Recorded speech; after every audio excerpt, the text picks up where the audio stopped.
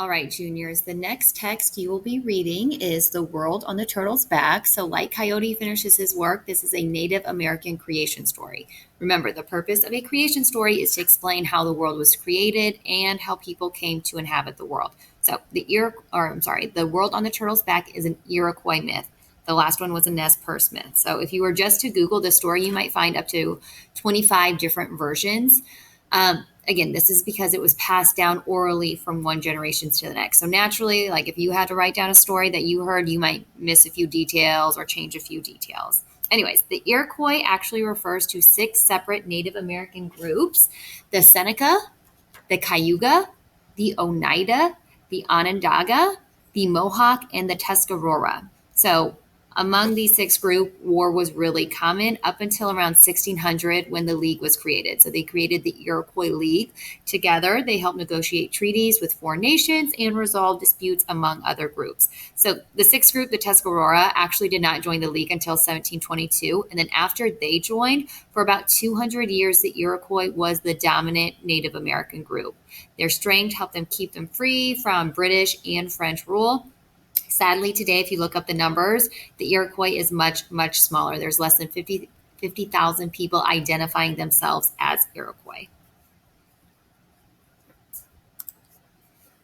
All right. Iroquois way of life. So the Iroquois lived in longhouses, which were built by the men. The men also waged war, traded, hunted, and fished. Women, on the other hand, gathered fruits and nuts. They cultivated crops. Today's stories will kind of clue you into which crops the Iroquois relied on for survival.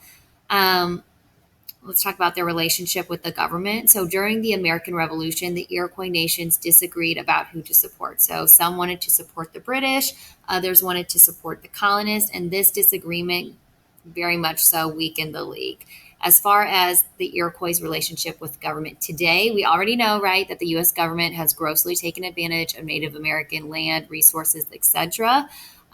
Today, the League continues to kind of fight for these environmental protections, and we'll get to see some of the reality of this. You're going to watch a TED Talk on Friday. So that's probably going to be pretty eye opening to some of us.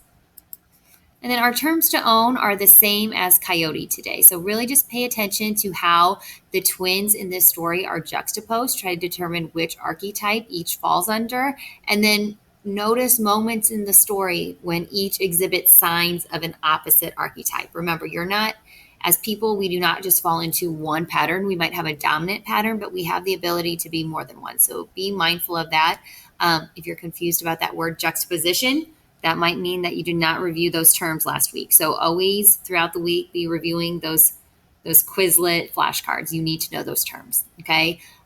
You're still looking for moments of ambiguity in the text. Remember, these are just intentionally vague or confusing details. It might add humor to the story. It might add mystery to your story. It might explain something, so on and so on. And then last thing, right, just like with last text, try to infer things about the Iroquois way of life based off of details from this story. Also, try to imagine the story being told by a skilled storyteller who would be giving these really elaborate performances. Again, look for archetypes, look for ambiguous details. And then if you have any questions as you're completing your interactive reader,